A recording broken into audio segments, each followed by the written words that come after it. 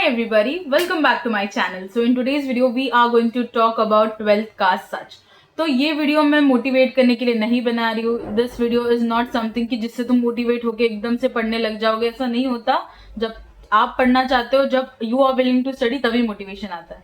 पर मैं इस वीडियो में तुम्हें रियलिटी चेक देने वाली हूँ मंथ वाइज कि यार किस किस मंथ में क्या क्या चीजें होती है. सो यू वुड अंडरस्टैंड कि किस मंथ का काम किस मंथ में कर लेना चाहिए, वरना वो बैकलॉग क्रिएट हो जाता है.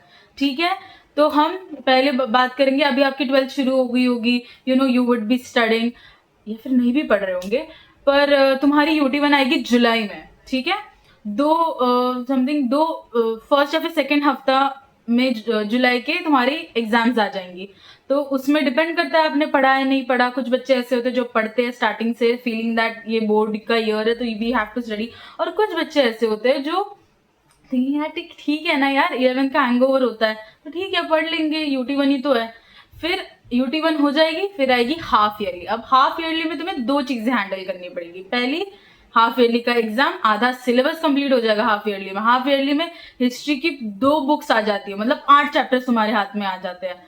ठीक है, और ये तुम्हारे प्रोजेक्ट्स जो तुम्हें मैम असाइन करती है, प्रोजेक्ट्स के लिए मैं अलग वीडियो बनाऊंगी कि कैसे प्रोजेक्ट, क्या टॉपिक सिलेक्ट करने होते हैं, कैसे और कैसे अच्छे मार्क्स आएंगे, क्योंकि प्रोजेक्ट जो चूज करोगे उसके वाइवा भी देना है. तो याद रखना ये चीजें, मैं उसका भी वीडियो डालूंगी. तो अभी हाफ ईयरली. अब हाफ ईयरली में आते आते घर वाले पूछने लग जाते हैं, बच्चा आधा सिलेबस हो गया? तो फिर हमारा ऐसा होता है कि हाँ हो गया, नहीं हो गया, क्योंकि हमें भी पता होता है कि नहीं हुआ होता है कितना भी ट्राई करें. और फिर हम रात को 2-3 बजे तक जग के फिर दूसरे दिन पेपर देने के लिए चले जाते हैं, थिंकिंग दैट कि यार पासिंग मार्क्स तो आ जाए. ठीक है, क्योंकि रिग्रेट साइकिल इधर से शुरू हो जाता है कि हमें ऐसा लगता है कि हाँ यार कर लेंगे कर लेंगे कर लेंगे कर लेंगे. और फिर धीरे धीरे जब एग्जाम पास में आ जाती है, यार हमने तो कुछ नहीं पढ़ा, पहले पढ़ लेता. पर तब हम रील स्क्रॉल करते रहते हैं, फोन देखते रहते हैं. And it's very universal. तुम्हारा माइंड तुम्हारे साथ खेल रहा होता है कि. अब हम बात करेंगे UT3. अब UT3 कब आएगी? नवंबर में.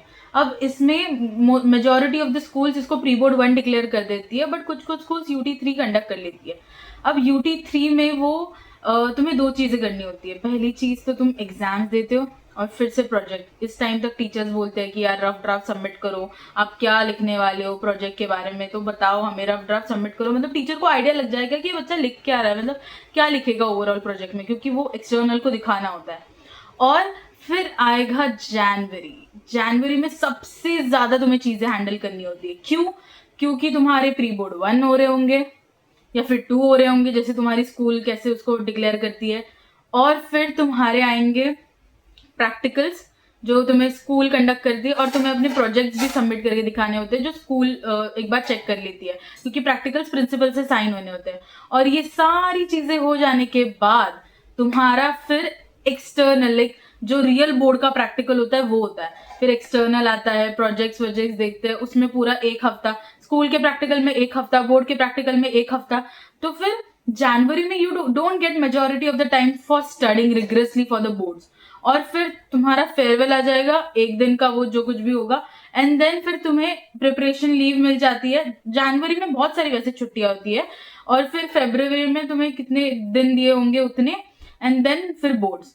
तो उसमें तुम देख रहे हो the majority of the gap जो तुम्हें पढ़ने के लिए मिलेगा इज लाइक UT1 से. उससे भी पहले तुम पढ़ सकते हो, ऐसा कुछ नहीं है, but majority of the people UT1 के बाद पढ़ते हैं. तो UT1 से लेके टिल दिसंबर तक, लाइक UT1 जुलाई में होता है, टिल दिसंबर तक तुम देख लो 60% 70% सिलेबस निपटा लो. मैं बता रही हूँ तुम्हें, क्योंकि जैन में आके तुम्हें सिर्फ अपने प्रैक्टिकल्स की चिंता होगी, प्रोजेक्ट की चिंता होगी.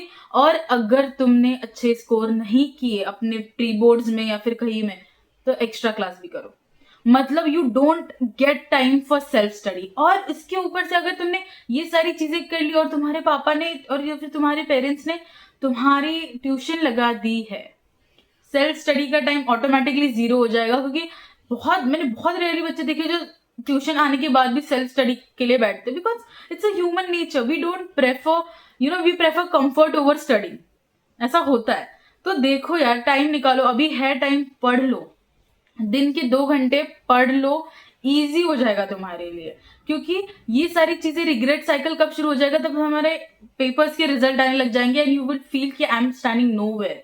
इन द क्लास, बिकॉज आधे बच्चे ऐसे होते हैं जो बहुत आगे होते हैं, आधे बच्चे होते हैं जो बहुत पीछे होते हैं, बीच के बच्चे रेयरली क्लास में 5-6, ऐसा ही होता है एंड इट्स द रियलिटी। तो जब प्रोजेक्ट दिए जाते हैं, start working on the project, start doing all the things which are required. अपनी जर्नल कंप्लीट रखो। मैंने कौन सी मिस्टेक्स नहीं की है, इसका भी मैंने वीडियो बनाया, नहीं करनी चाहिए, इसका भी वीडियो बनाया। You can definitely check it out, मैं लिंक डिस्क्रिप्शन में डाल दूंगी।